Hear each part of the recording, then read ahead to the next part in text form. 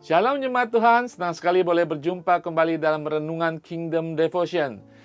Saya akan meneruskan kembali pembicaraan kita tentang perlengkapan senjata rohani yang Tuhan berikan kepada kita, yang harus kita pakai supaya kita berdiri teguh dalam perjalanan iman kita, supaya kita bisa menahan semua serangan-serangan daripada kuasa kegelapan. Hari ini kita berbicara persenjataan rohani yang ke-6, diambil dari Efesus Pasal ke-6 ayat 17 bagian B. Demikian firman Tuhan. Dan terimalah ketopong keselamatan dan pedang roh, yaitu firman Allah. Terimalah pedang roh, yaitu firman Allah. Haleluya, saudara sekalian. Tuhan ingin kita menerima dan memakai pedang roh ini yang diberikan oleh Roh Kudus dalam bentuk firman Tuhan, baik secara logos ataupun secara rema. Firman Tuhan yang kita tahui dalam Alkitab ataupun firman Tuhan yang Tuhan Yesus berikan kepada kita melalui setiap perkataannya ataupun dalam kehidupan kita sehari-hari. Roh Kudus, Roh Allah memberikan enlightenment, pewahyuan, inspirasi diberikannya kepada setiap umatnya. Karena Roh Kudus ada dalam kehidupan kita. Dia bisa berbicara kepada kita. Dia bisa menerangkan firman Tuhan yang mungkin saudara sudah baca berkali-kali. Itulah pedang roh yang akan dibutuhkan untuk kita pakai dalam situasi kehidupan kita pada saat tertentu. Saudara, supaya firman Tuhan ini menjadi efektif, kalau kita berbicara efektif, saudara sekalian, jangan pernah kita memakai firman Tuhan hanya seperti jimat-jimat ya. Kita percaya dengan memakai t-shirt dengan firman Tuhan kita sudah memakai pedang roh. Tidak, saudara. Untuk firman Tuhan menjadi efektif, kita sungguh-sungguh harus percaya firman Tuhan ini adalah nafas Tuhan, ada kuasa di sana.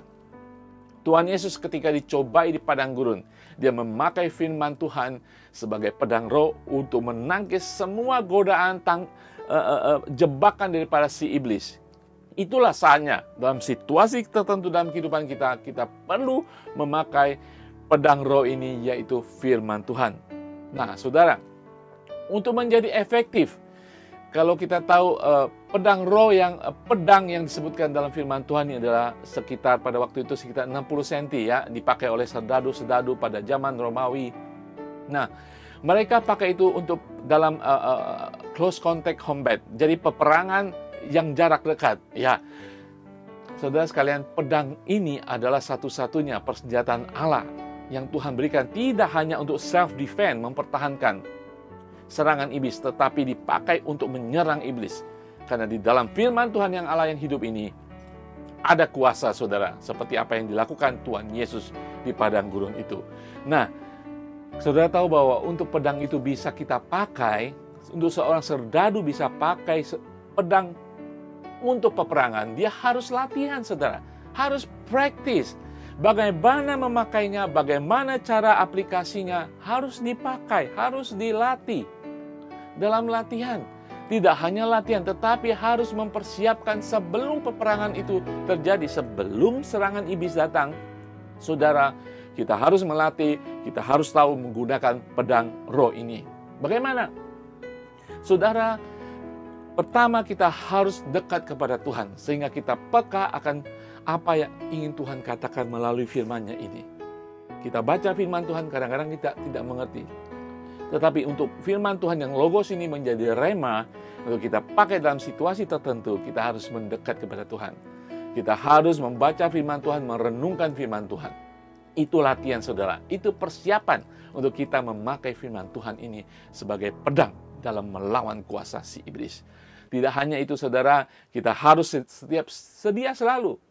Dalam setiap kesempatan ada Bible study, ada pembahasan firman Tuhan di dalam Kingdom Group, saudara. Ya, karena firman Tuhan tidak terbatas dengan kata-kata dan huruf-huruf. Firman Tuhan adalah inspirasi yang diberikan Allah kepada manusia. Firman yang tertulis akan menjadi hidup kalau kita merenungkannya. Kalau Roh Kudus memberikan pewahyuan, penjelasan kepada kita semua. Disitulah nanti ketika kita terjadi peperangan dalam kehidupan kita, ketika kita diserang oleh kuasa kegelapan, disitulah kita bisa memakai pedang roh ini, yaitu firman Tuhan. Firman Tuhan dalam Ibrani 4 ayat 12 mengatakan demikian.